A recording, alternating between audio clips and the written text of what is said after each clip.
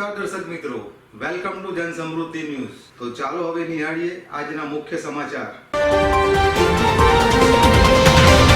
दिन प्रतिदिन प्रदूषण વધતા આમ આદમી પાર્ટી દ્વારા અમદાવાદ મહાનગરપાલિકા ખાતે વિરોધ પ્રદર્શન કર્યું। અમદાવાદ શહેરમાં એક્યુઆઈ 400 ને પાર ગયેલ હોવાથી જોખમી સપાટીએ પહોંચતા પ્રદૂષણને કારણે લોકોને શ્વાસ લેવામાં તકલીફ પડવાને કારણે લોકોમાં બીમારીની સમસ્યા દિન પ્રતિદિન વધતી જાય છે।